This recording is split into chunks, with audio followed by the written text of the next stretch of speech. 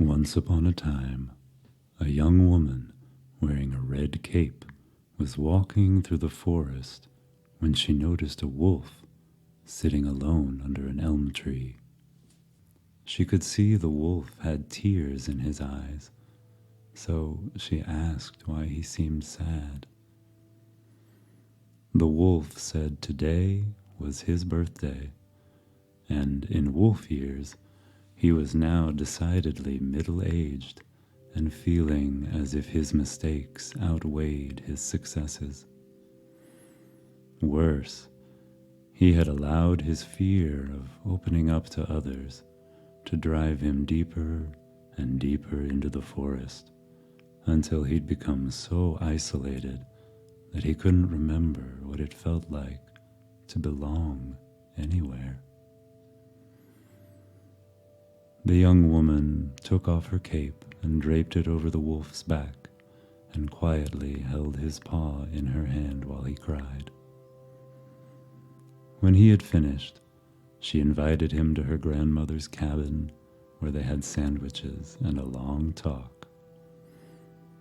The grandmother told the wolf that age is just a word people made up to chart the passing of time, and that while time itself could not give him perspective on his life, he would always possess the power to change his perspective over time. She told the wolf, nothing is lost forever that wants to be found, and the sense of belonging he felt was missing was something that would always be ebbing and flowing over his life, like tides over sandbars. Some years he might be sitting lonesome under elm trees, and other years he might find himself running wild with a pack. And even if he didn't have anyone to sit with, or run with, or talk with, he still would always belong to the earth, and to the stars, and to his own body. And that was a more wonderful gift from the universe than perhaps the wolf was giving it credit for. Then she sang him a lullaby, and the wolf felt better and asked how he could repay her kindness.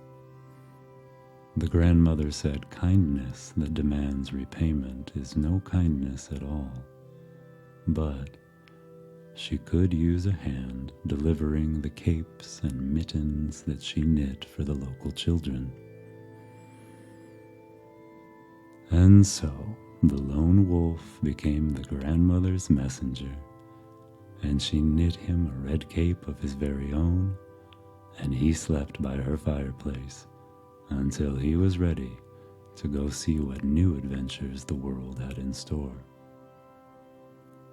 For her part, the young woman with the red cape remained very glad she had stopped to ask a stranger why he was crying, and she continued to do the same for others as she grew into middle age herself.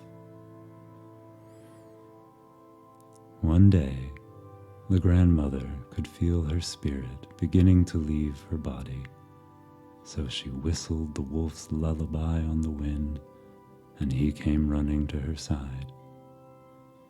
He carried her to her favorite place in the forest and held her hand in his paw quietly until she returned to the earth and to the stars, where we all came from and where we will all always belong.